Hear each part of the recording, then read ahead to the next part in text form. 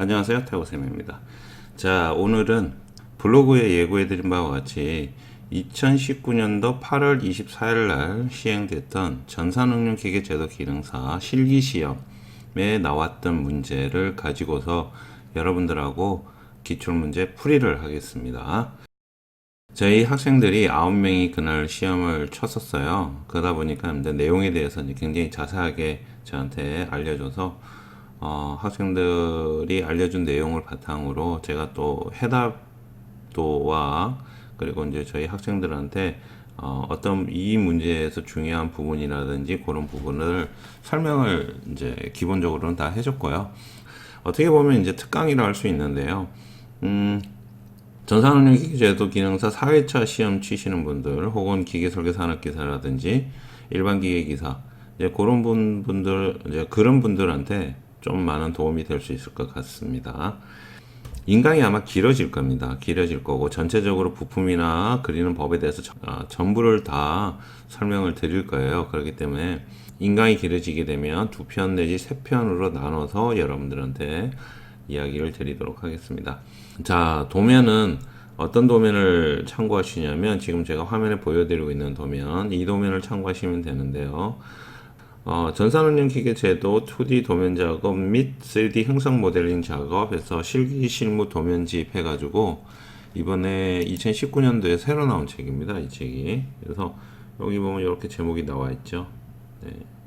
그래서 요거 위에 표지를 한번 보여드릴게요. 요 책입니다.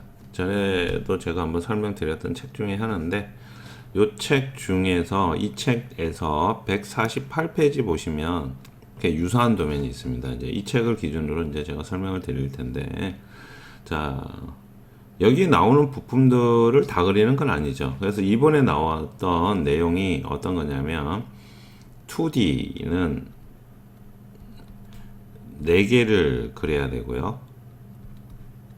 그리고 3D는 3개를 그려야 됩니다. 그래서 이번에는 이렇게 나왔었습니다. 자, 근데 뭐 3개 그리든 4개 그리든 이제 그리는 방법에 대해서도 제가 조금 설명을 드릴 텐데 저희 학생들이 시험 치면서 이제 제가 가르치던 방법으로 이제 시험을 쳤는데 거기 이제 제가 가르치는 방법은 이렇게 됩니다. 어떻게 되냐면 일단 인벤터로 모델링을 다 합니다. 인벤터로 모델링을 하나를 하고요. 자, 인벤터로 모델링 할 때는 2D 부품, 3D 부품 상관없이 전부 다 하라 그래요. 3D 부품은 3개고 2D 부품은 4개지 않습니까? 그럼 공통된 부품은 3개예요. 무조건 3개입니다. 그래서 이제 2D에서 부품이 하나 더 추가가 되는데 요 2D 있는 부품을 CAD로 그리는 게 아니고 인벤트에서 다 그립니다. 인벤트에서 다 그리고 투상도를 인벤트에서 뽑는 게 굉장히 빨라요. 여러분 CAD에서 선거리에서 투상도를 뽑는 분들이 아직까지도 시험 칠 때 많으신 것 같더라고요. 그래서 학생들이 그걸 보고 저한테 얘기를 해주더라고요. 처음 해보니까 CAD로 작업을 먼저 다 하시더라 그러더라고요. 다른 분들은. 제가 가르치는 방법은 인벤터로 일단 모델링을 다 하고요. 인벤터에서 투상도를 다 뽑아버립니다. 그리고 CAD에서는 순수하게 수정 작업이나 치수 작업만 해요. 요게 그리는 시간이 상당히 빨라요. 아니면 인벤터로 처음부터 끝까지 다 그려버리는 거예요. 그래서 그런 방법을 쓰시는 게 좋은데 이제 잘 모르시거나 교육을 안 들으시거나 혹은 이렇게 별도의 강의를 듣지 않으신 분들은 아니면 순수하게 CAD만 사용할 줄 아시는 분들은 CAD로 작업을 다 하려고 하세요. 그러면 시간이 굉장히 촉박해요. 그래서 이번에 제가 요거 풀이 인강하는 것도 잘 들어보시고 자신한테 맞는 방법을 잘 찾으시는 게 좋습니다. 자, 그래서 인벤토로 이제 부품 4가지를 그리는데 여기 이제 나왔던 부품이 어떤 부품인지 일단 좀 말씀을 드려야 되겠죠. 자, 본체 빠질 수 없죠. 여기 1번 부품 본체 무조건 들어가고요. 그리고 축이 들어갔죠. 축인데 우리는 3번으로 지정되어 있는데 번호는 조금 틀립니다. 축 들어갔고요. 그리고 커버 들어갔고요. 그리고 기어 들어갔습니다. 스포 기어가 들어갔는데 여기 스포 기어는 여기 있는 게 아니고 여기에 있는 평벨트 풀리하고 이 스포 기어가 서로 위치가 바뀌었어요. 얘는 일로 가고 얘는 일로 가고 해서 여기에는 스포기어가 나왔습니다. 그래서 스포기어까지 해서 총 4개를 그렸어요.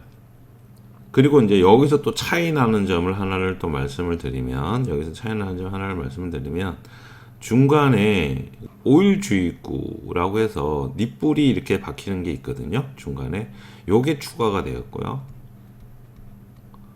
그리고 여기 끝에 지금 원형이지 않습니까? 얘가 지금 지름값으로 원형인데 얘가 원형이 아니고 사각이었습니다. 얘가 사각. 그 외에는 비슷합니다.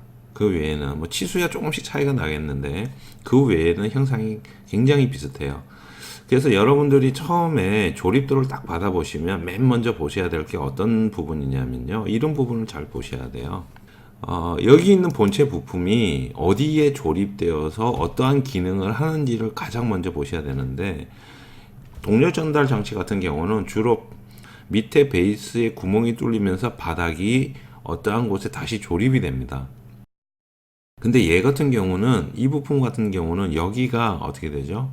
이런 식으로 수직으로 세워져 있는 벽면에 이렇게 붙게 되겠죠. 여기 이렇게 붙게 돼요. 그러면 이 본체의 기준을 잡아줘야죠. 그래야지 우리가 여기서 데이텀을 나중에 잡고서 기하공차를 주게 되거든요. 자, 이렇게 본체가 이렇게 벽면에 붙는다고 가정했을 때 데이텀을 잡을 수 있는 것은 크게 두 가지입니다. 첫 번째, 여기 이 면이 있잖아요. 이 면이 똑바르게 벽면에 붙어야 되기 때문에 이 면을 기준으로 잡을 수가 하나가 있고요. 그리고 두 번째, 여기가 이렇게 본체가 끼워지잖아요. 여기. 그죠? 본체가 여기에 끼워집니다. 이렇게 끼워지다 보니까 여기가 끼워 맞춤 공차가 발생하죠. 그래서 여기에다가도 데이텀을 잡을 수가 있어요. 여기에다가도. 이런 식으로 여기에다가 데이텀을 이렇게 잡을 수도 있고요. 혹은 벽면의 면이 일자로 되어야 되기 때문에 여기에다가도 이렇게 데이텀을 잡을 수가 있어요. 이렇게 되기 때문에 데이텀 잡는 방법은 크게 두 가지로 볼 수 있죠. 근데 이제 제가 설명드릴 데이텀 잡는 방법은 이 기준으로 조금 설명을 드리고 싶어요. 벽면 전체를 기준으로 데이텀을 잡고서 이제 본체를 설명드릴 텐데, 자, 그래서 우리의 요 조립도가 어디에 장착이 되어서 어떤 기능을 하냐 따라서 기하 공차는 정해집니다. 해서 여러분들이 처음에 시험을 칠 때 조립도를 받으시면 이 내용을 잘 보셔야 돼요. 이게 기준이 되는 거기 때문에 그렇습니다. 자, 그래서 실제 제가 시험에 나왔던 대로 모델링을 해놨어요. 그럼 모델링을 가지고 좀 더 상세하게 설명을 좀 드릴게요.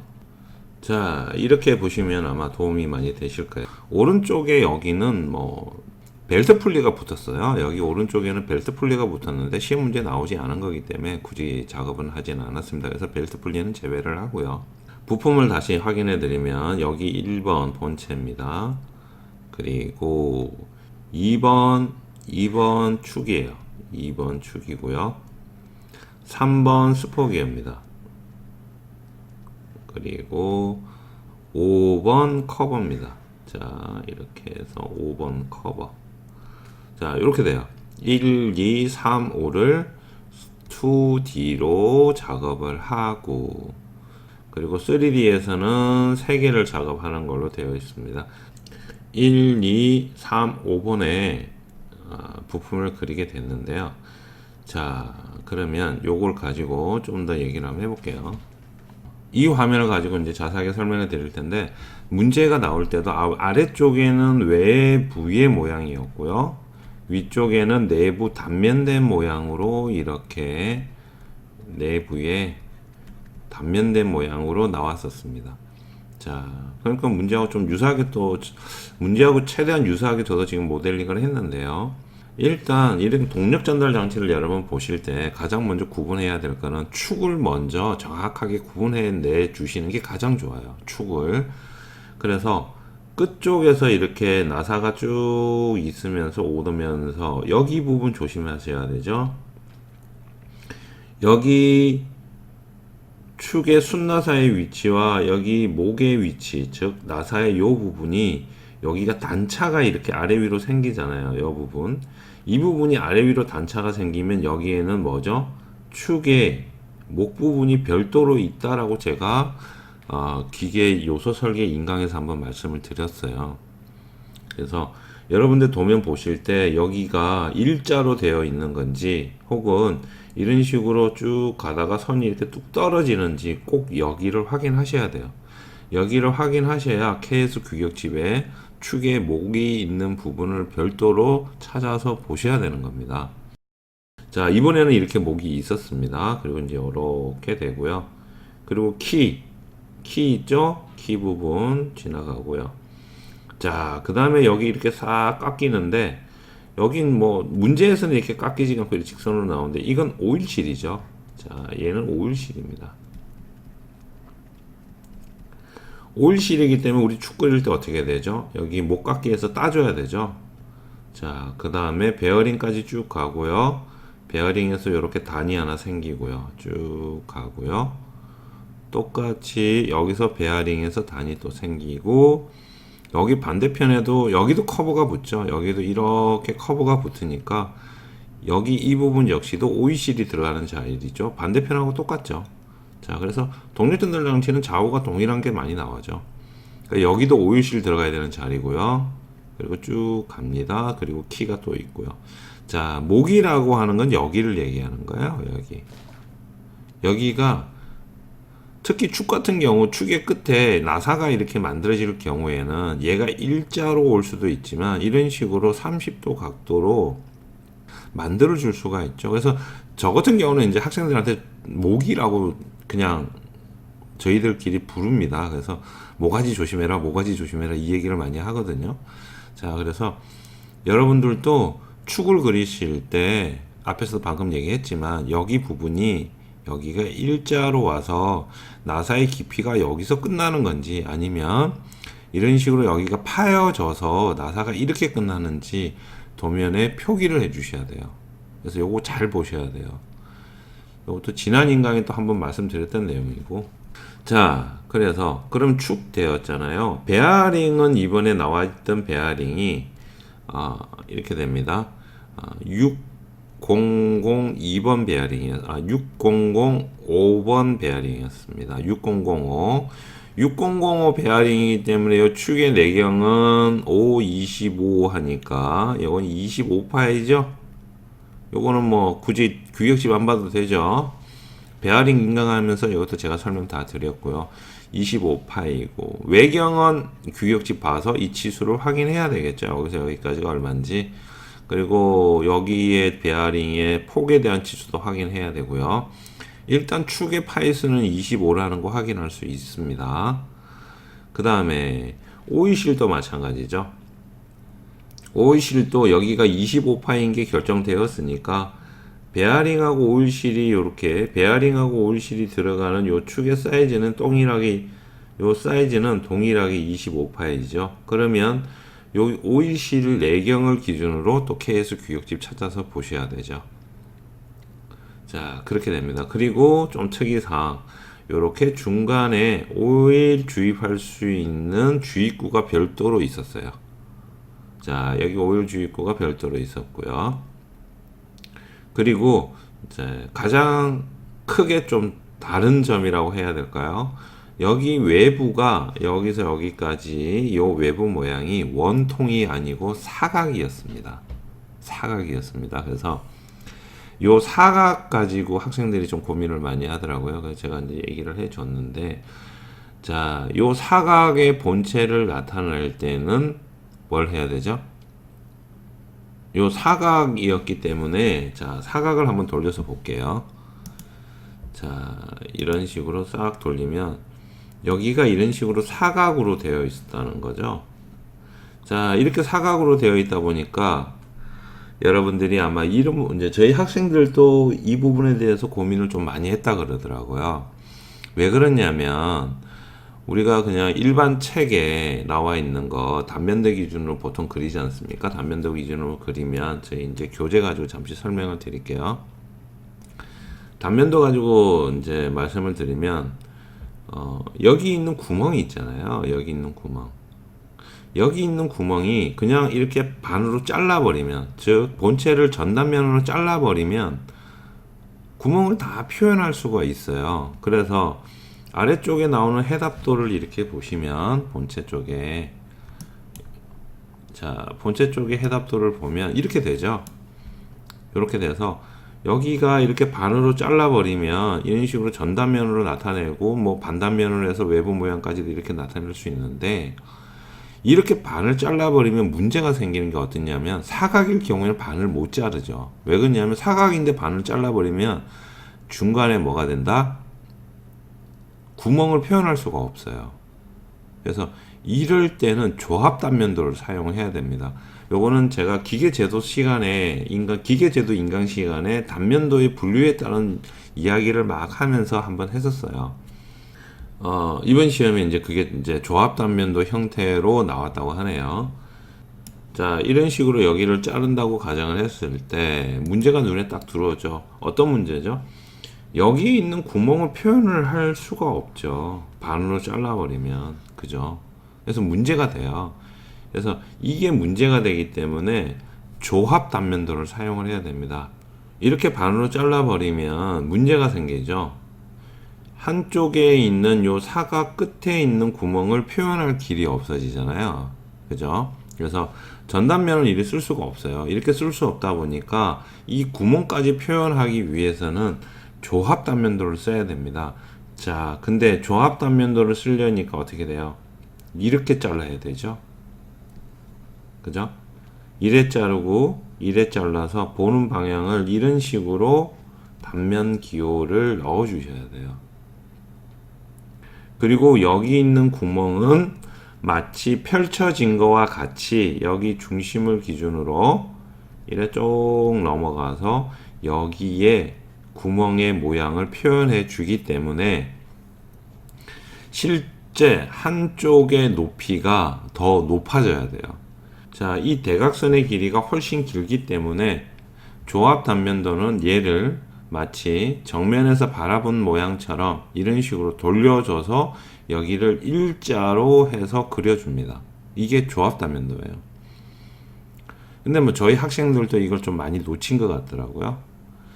자, 뭐 그리고 이제 아니면 좀 다른 방법으로 해서 이제 부분 단면으로도 표현을 했다라고도 얘기를 하는데, 자, 그러면은 그럼 이거 과연 어떻게 표현해야 될지.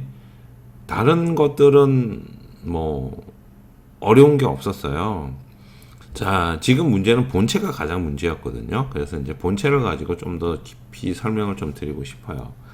그리고 조합 단면도를 써야 되는 또 두 번째 이유가 하나가 더 있는데요. 이것 때문에 그렇습니다. 여기 위에 보면 이렇게 오일 주입구가 있잖아요. 그죠? 오일 주입구가 있기 때문에 여기를 단면을 무조건 해야 돼요. 안 할 수는 없습니다. 그죠?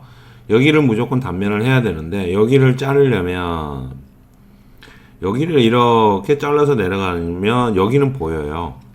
근데 본체에서 이쪽이 안 보인다는 거죠. 그래서 이렇게 꺾어져서 내려와라, 이 얘기거든요. 이렇게 하다 보니까 조합 단면도가 될 수뿐이 없어요. 조합 단면도가 되어야지만 이 본체의 모양을 가장 잘 표현할 수가 있어요. 그래서 조합 단면도를 여러분들한테 설명을 조금 드리고 갈게요. 저희 메카피아 교재 중에서 어떻게든 기계제도 입문서 뒤쪽에 보면 각종 제도 규격 그리고 치수 넣는 법 여러 가지가 많이 나와 있어요. 그 중에서 조합 단면도가 레슨 9번으로 나와 있습니다. 362페이지에 나와 있는 내용인데요. 자, 이런 식으로 생긴 모양이 있다는 거죠. 우리가 지금 시험에 나와 있는 본체랑 거진 유사해요. 얘를 가운데를 이렇게 자르게 되면 모서리에 있는 구멍을 표현할 길이 없어요. 이 구멍을 표현해 줘야 되잖아요. 단면을 하는 이유는 물체의 내부를 명확하게 잘 보여주기 위해서 단면을 하는 거죠. 특히 원통 물체는 안에 베어링이 붙고 축이 들어가고 하면서 구멍이 외부와 틀립니다. 그러다 보니까 단면을 무조건 하게 돼요. 근데 우리 시험에 나왔던 내용은 단면을 하는 데 있어서 문제가 두 가지가 있었어요. 첫 번째, 위에 붙는 오일 주입구가 있기 때문에 단면을 해야 되고요. 그리고 두 번째, 여기에 나오는 사각 모양의 이 모서리 때문에도 단면을 해야 됐었어요. 그죠? 근데 여기를 그냥 일자로 단면을 하게 되면 여기가 보이지가 않죠. 오일 주입구는 여기 있었단 말이에요. 그럼 오일 주입구는 나오더라도 여기는 나오지가 않습니다. 그래서 단면을 할 때 꺾어져서 단면을 합니다. 우리 계단 단면 해가지고 이렇게 막 지그재그로 이렇게 단면하는 것들이 있었잖아요. 그런 것들도 있지만 이런 식으로 원통인 물체와 사각인 물체가 두 개가 같이 있을 때는 A에서 시작해서 X를 거쳐서 B로 가요. 이런 식으로 B로 가면서 여기 거리값인 이 거리값이 있잖아요. 이 거리값은 대각선의 값이기 때문에 훨씬 길죠. 그래서 얘를 이렇게 돌려서 마치 이 부분이 단면상으로 여기 나와 있는 것처럼 그려져요. 이렇게 돌려서 여기까지 나옵니다. 그렇기 때문에 조합 단면도는 옆에서 보면 여기가 이만큼 더 튀어나와요. 이만큼 거리가. 이 부분이 더 밑으로 내려오게 됩니다. 혹은 위로 더 올라가게 되고. 얘를 대각선의 거리, 이 거리만큼을 이렇게 돌리기 때문에 그래요. 그래서 한쪽이 더 길어지는 현상이 발생을 합니다. 이게 조합 단면도예요. 근데 이게 원형인 물체면 전혀 상관이 없죠. 이렇게 큰 원이라고 가정을 하면 문제가 안 되는 게 여기에 있는 구멍의 위치가 이렇게 가져오더라도 이 원의 반경은 벗어나지가 않죠. 이처럼 사각인 경우에는 여기 대각선의 거리값 때문에 길어진다는 거예요. 한쪽이. 그래서 여러분들이 단면을 표시할 때 이 부분을 조심하셔야 돼요. 이 부분을 돌려서 표시해 주는 게 조합 단면도입니다. 특히 구멍의 위치가 서로 다를 때. 그래서 이건 단면도에 대해서 좀 내용을 좀 공부를 조금 하셔야 되는 부분이고, 아마 시험을 치시는 분들은 여기까지 공부를 다 하셨을 거예요. 그래서 제가 이렇게만 얘기 드려도 잘 아실 겁니다. 근데 이거 얘기가 이렇게 얘기해도 무슨 얘기인가 모르겠다. 잘 이해가 안 간다 그러면 여러분들이 단면도 공부를 조금 하셔야 돼요. 제가 인벤터 하면서 인벤터 지금 이제 저희 모델링 끝나가잖아요. 모델링 끝나가면서 이제 단면도에 대해서 이제 인벤터에서 이제 추상도 넘기는 작업을 하거든요. 모델링을 하고 있으니까 조금 후에 단면도에 대해서만 여러분들한테 또 상세하게 또 설명을 드릴 거예요. 자, 그래서 단면도 중에서 조금 신경 써야 되는 게 조합 단면도입니다. 일단 3D를 말씀드리면 이렇게 돼요. 3D 부품 번호 1, 2, 3, 5번에서 이런 식으로 배치를 해 주시면 되고요. 음영 처리된 형상으로 배치를 해 주셔야 되죠. 그죠? 음영 처리된 형상으로 배치를 해 주셔야 되고, 그리고 아래쪽에는 여기에는 지금 제가 넣지는 않았는데 철의 비중값, 이번에 시험에 나온 철의 비중값은 7.85입니다. 그래서 비중이 7.85이기 때문에 여기서 이제 우리 질량 계산하는 거 앞 시간에 인강에 제가 올려드렸잖아요. 거기에서 강철로 하게 되면 7.85를 바로 적용시킬 수 있다라고 말씀을 드렸죠.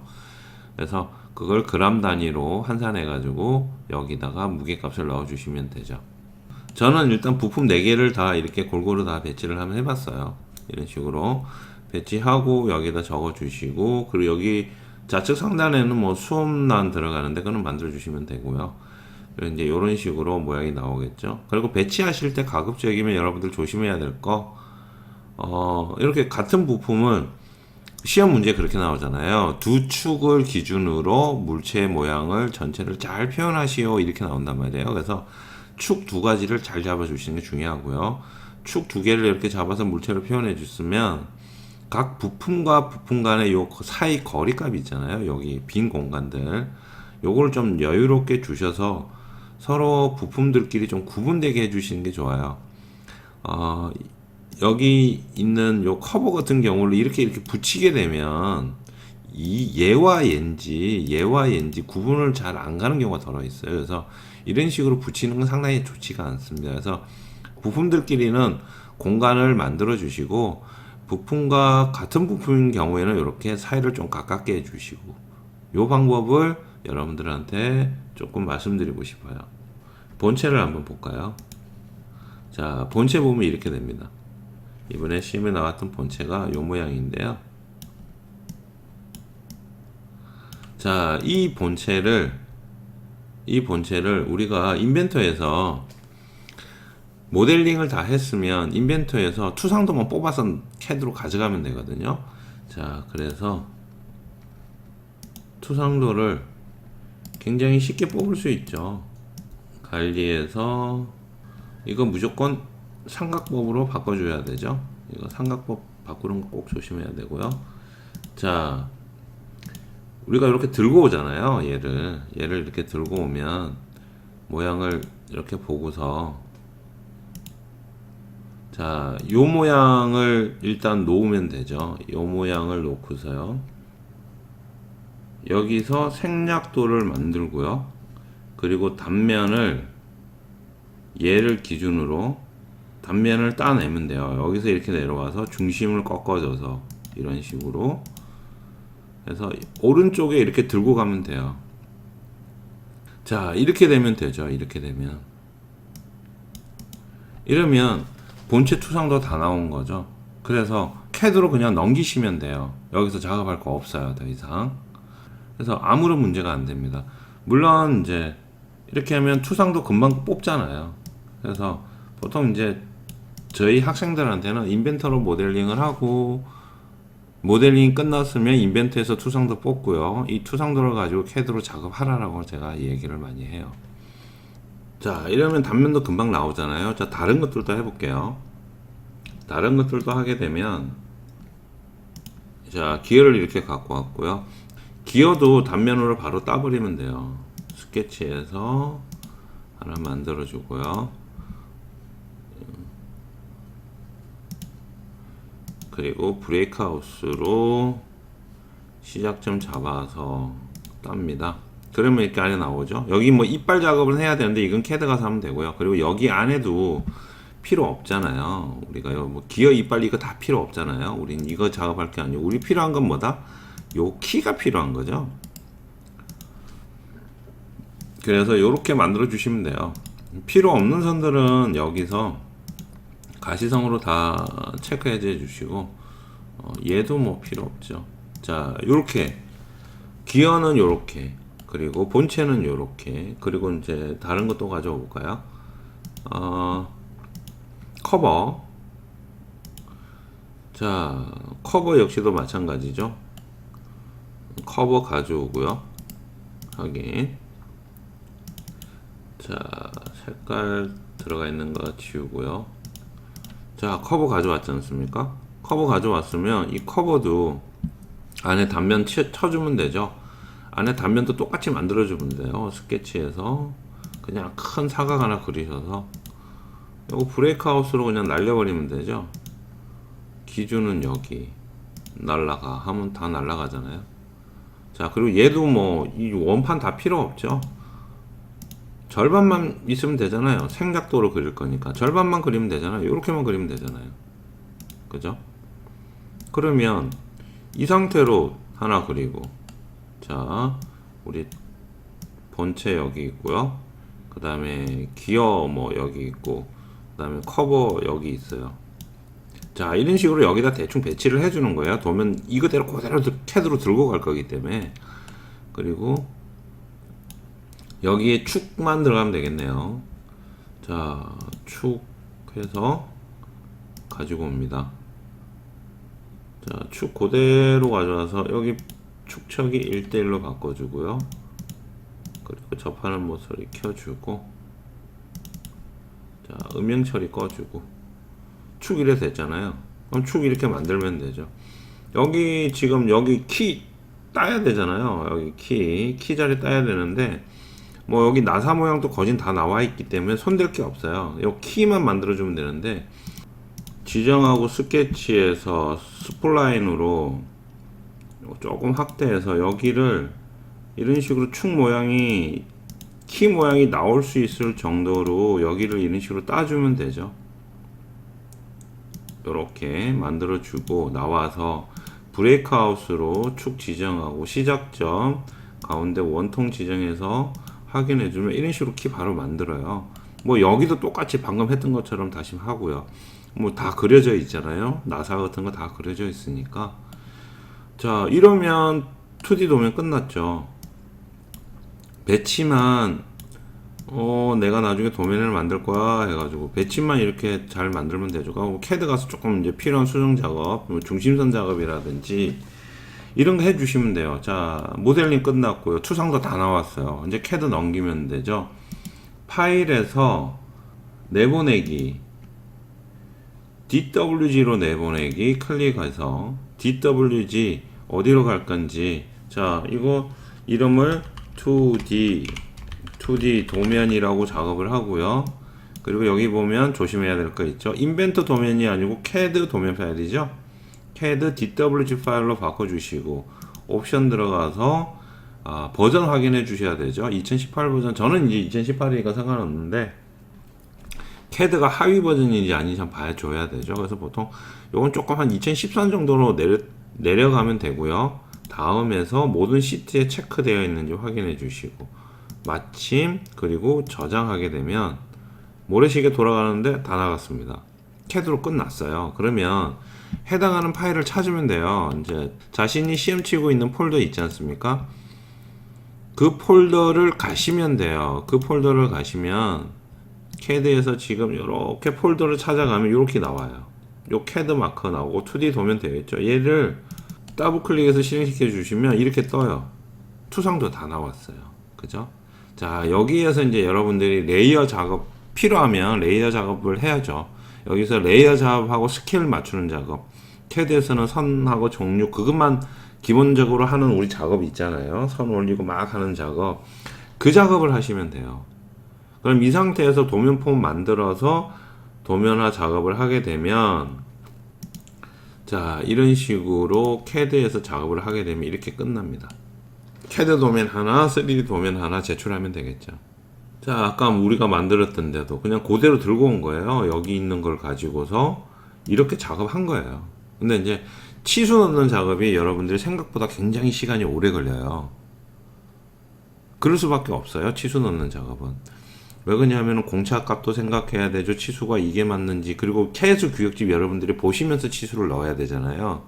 그렇기 때문에 치수 넣는 작업은 최소 2시간이 걸려요. 아무리 빨리 해도. 조금 여유롭게 한다 그러면 3시간 정도 걸려요. 그러면 모델링 작업하는 거 1시간, 그리고 뭐 폼 만들고 도면 검토하고 최소 규격집 찾는 거 1시간, 그리고 도면화 2D에서 치수 넣고 도면화 작업하는데 한 3시간, 이렇게 시간을 배분해서 작업을 하시면 충분히 다 하십니다. 어려울 게 없어요. 대신 그렇게 하실 수 있도록 여러분들이 연습은 많이 하셔야 돼요. 연습은 안 하시면 안 되겠죠. 연습을 많이 하셔야 되는 거고, 요렇게 이제 넘어오는 과정이 있잖아요. 요렇게 넘어오는 과정이 이제 제가 이제 인강으로 모델링 계속 하면서 여러분한테 설명을 지금 드리고 있는데, 우리가 어느 정도 모델링이 끝나면 방금 인벤터에서 했던 제가 투상도 뽑는 작업 있잖아요. 이 작업을 여러분들한테 하나하나 또 세세하게 다 가르쳐 드릴 거예요. 그래서 투상도 어떻게 하면 얼마나 빨리 뽑는지, 굳이 CAD 와서 선 작업할 필요 없어요. 그냥 CAD에서는 기본 작업만 하시면 돼요.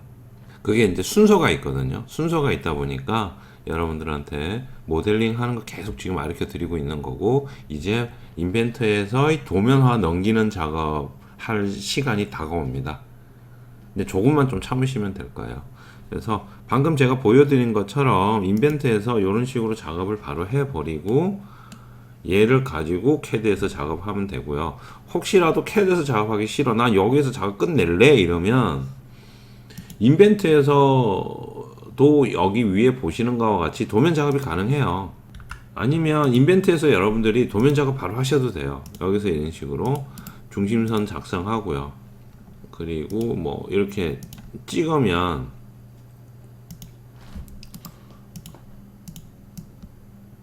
이런 식으로 중심선 작업이라든지 이런 것들을 여러분들이 다 하실 수가 있어요. 인벤터에서도.